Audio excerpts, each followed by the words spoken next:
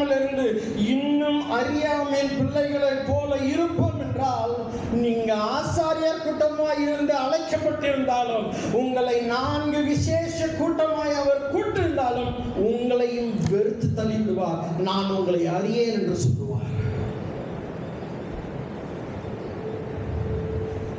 ஒரு நாள் ஒன்று வரப்போகிறது. அந்த நாளிலே நம்முடைய தேவாதி தேவனை, ராஜாதி ராஜனை நாம் அவர் இரக்கம் உள்ளவராக அல்ல, நியாயாதிபதியாக நினைப்பார். அவர் நியாயாதிபதியாக இருக்கும்போது நம்மளுக்கு நேரம் இல்லை. அவர் நியாயாதிபதியாக வீட்டில் இருக்கும்போது எந்த சாக்கு போக்கும் சொல்ல முடியாது. ஏனென்றால் அவர் தம்மை அவ்வளவு மேன்மையாக வெளிப்படுத்தி இருக்கிறார். அவ்வளவு மேன்மையாக வெளிப்படுத்தி இருக்கிறார். ஒரே ஒரு வசனத்தை வாசித்து முடிப்போம். எபேசியருக்கு நிருபம் 3ஆம் அதிகாரம் 3ஆம் வசனம் 6ஆம் வசனம். எபேசியருக்கு நிருபம் 3ஆம் அதிகாரம் 3ஆம் வசனம் 6ஆம் வசனம்.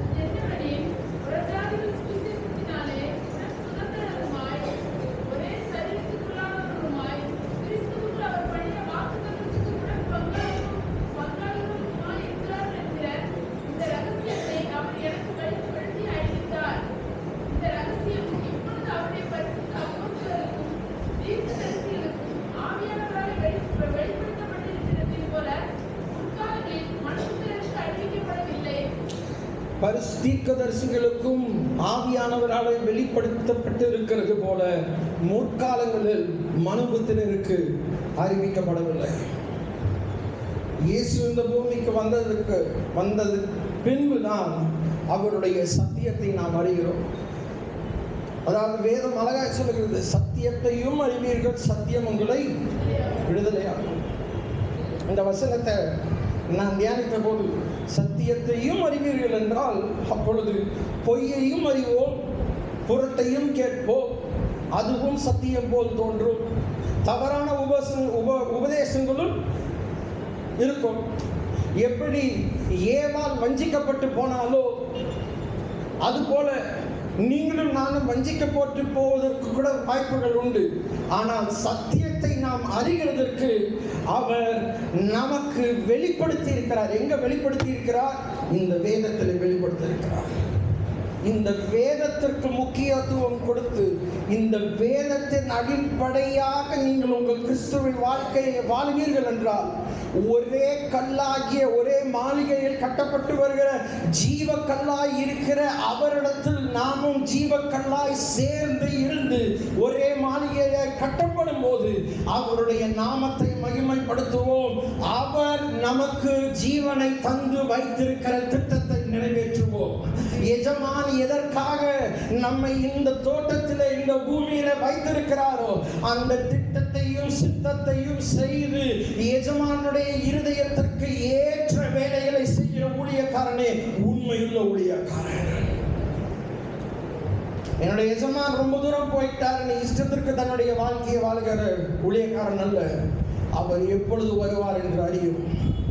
இப்பொழுது கூட வரலாம், நாளை கூட வரலாம், இல்லை 2026 கூட வரலாம், எப்பொழுது வேணாலும் வரலாம்.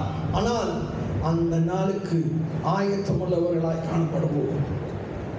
அந்த நாளுக்கு ஆயத்தம் உள்ளவர்களாய் காணப்பட தினந்தோறும் ஆவியானவரே, நீர் எங்களுக்கு பிரகாசமுள்ள மனக்கண்களை தாரும், நீர் எங்களுக்கு பிரகாசமுள்ள மனக்கண்களை தாரும்.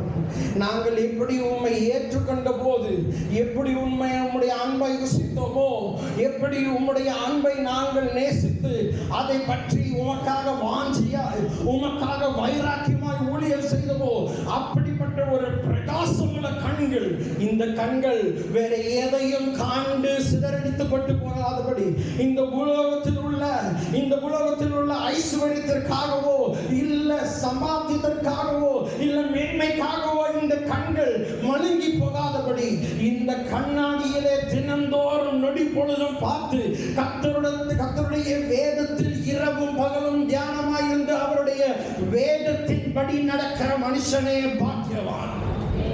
இந்த உலகத்திலே எத்தனையோ பேர் பாக்கியவான் யார் என்று சொன்னால் எத்தனையோ டெஃபினிஷன்ஸ் இருக்கலாம், எத்தனையோ வார்த்தைகள் சொல்லலாம், இவர்கள் பாக்கியவான்கள், அவர்கள் பாக்கியவான்கள். ஆனால் கர்த்தர் கொடுத்திருக்கிற இந்த வெளிப்பாட்டின்படி சொல்கிறேன், உண்மையான பாக்கியவான் கர்த்தருடைய வேதத்தில் இரவும் பகலும் தியானமாய் இருக்கிற மனுஷன் ஒருவரே. ஏனென்றால் மனுஷன் அப்பத்தினால் மாத்திரமல்ல, இதில் இருந்து புறப்படுகிற ஒவ்வொரு வார்த்தையினாலும் பிழைப்பான். இயேசு சொன்னார், ரெண்டு வார்த்தைகள் சொன்னார். என்ன?